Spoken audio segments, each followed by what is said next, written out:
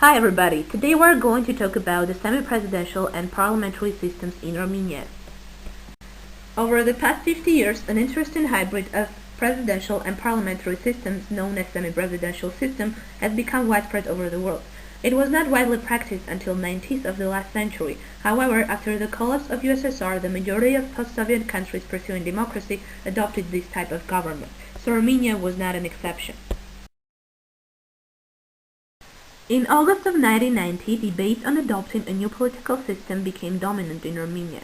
In the summer of 1991, two fronts existed in the political field.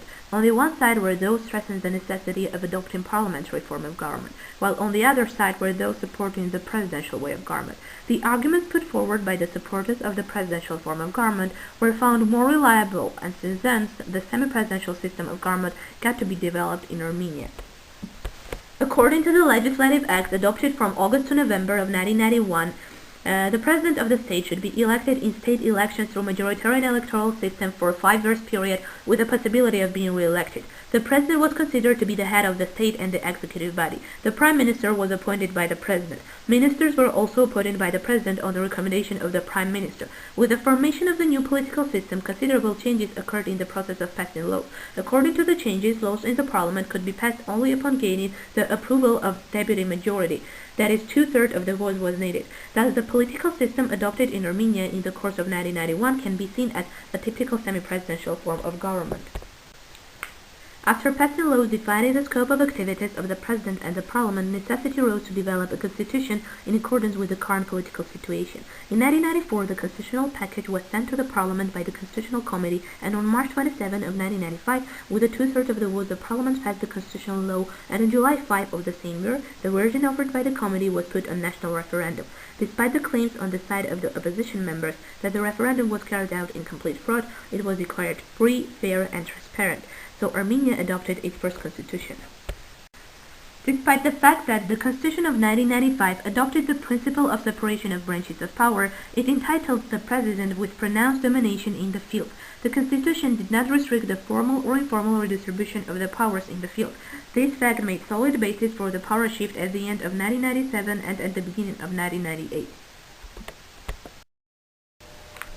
Taking the post of the President, Robert Kocharyan formed the Constitutional Committee, which mainly consisted of lawyers and experts of constitutional rights.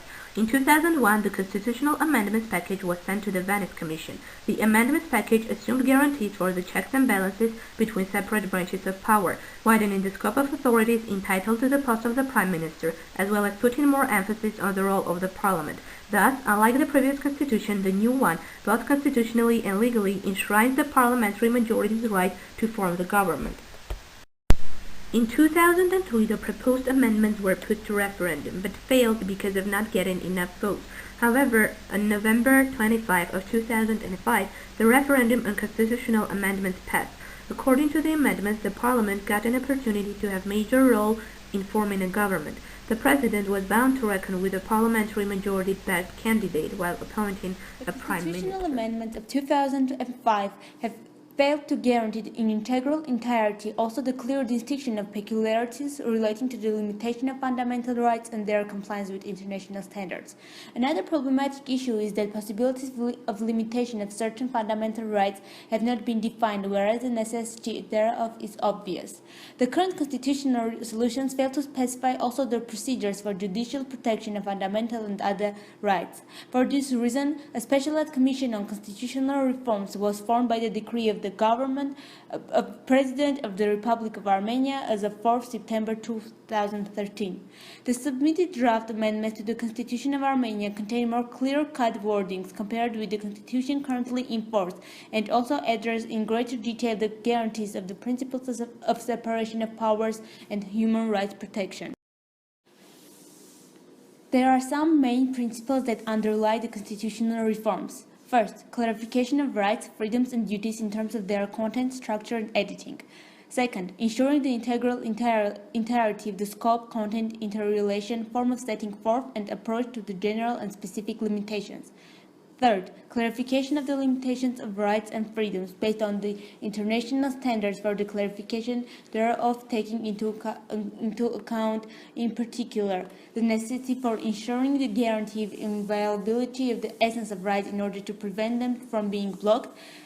B. The necessity for clearly enshrining the principle of proportionality. C. The permissibility of limiting a right only in compliance with law and the principle of legal certainty. National Assembly should control the executive branch and is in charge of controlling the budget and is responsible for other functions assigned by the law. Armenian National Assembly shall consist of at least 101 deputies. By the electoral law, National Assembly shall allocate seats for ethnic minorities. National Assembly is elected by proportional electoral system. The most outlandish provision of the suggested new constitution is the one providing for a second round of parliamentary elections to be held in case the voting fails to produce a clear majority for a political party. Only two parties which would receive the most votes in the first round would then take part in the runoff, and the one to win a simple majority would form the government. The President of the Republic of Armenia is the head of the country and embodies the country's unity. She is elected for a term of 7 years of term of office. The same person may not be elected for the post of the President of the Republic for more than one consecutive term. The President is elected by a college of electors. The college of electors is composed of one half of parliamentarians of the National Assembly and the other half of representatives of local self-government bodies elected from among them. At least 1/5 of the members of the Electoral College shall have the right to nominate candidates for the President of the Republic. The candidate who receives at least 3/5 of the votes of the Electoral College members shall be elected as the President of the Republic. Article 125 provides in its paragraph 5 for diminishing majorities in consecutive rounds if the 3/5 majority cannot be reached in the first round. It is wise to welcome provided for an anti-deadlock mechanism. The head of the country and embodies the country's unity is elected for a term of 7-year term of office.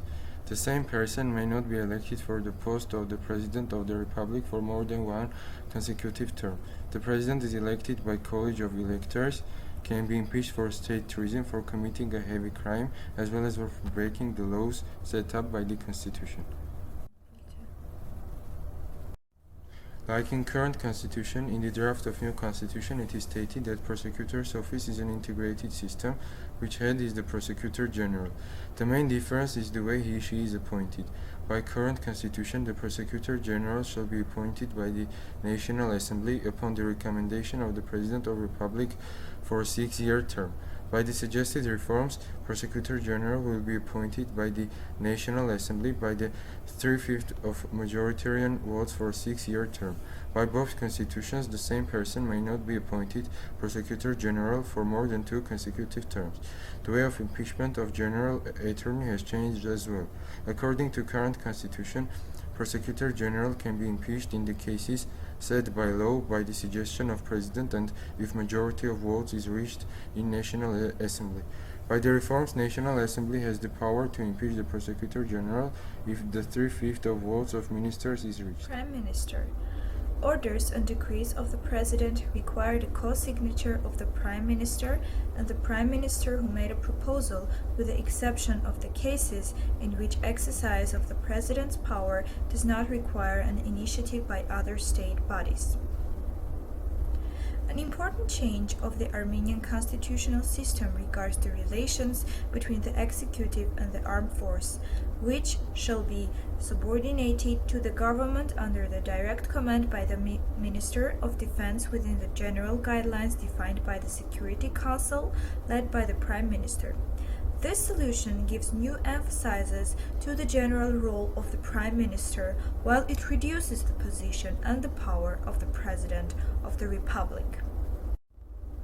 So, a survey was held among 170 AUA students about constitutional reforms. The first question was, have you heard about constitutional reforms? 91.4% of the participants answered yes. We draw a conclusion that students are somehow involved in political life of the country. Second question was whether they are in favor of the reforms or not. So 64.7% was against the reforms. And the third question was about if they going to take part in referendum, and surprisingly only 79% was sure that they would attend the part in referendum.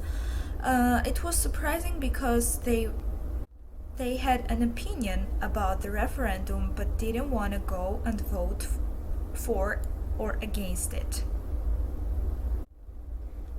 Recently in Armenia there has been a big mess about the constitutional reforms that the government wanted to conduct. And it is a good and natural phenomenon because it shows that people are interested in the constitution, the most important law of the country.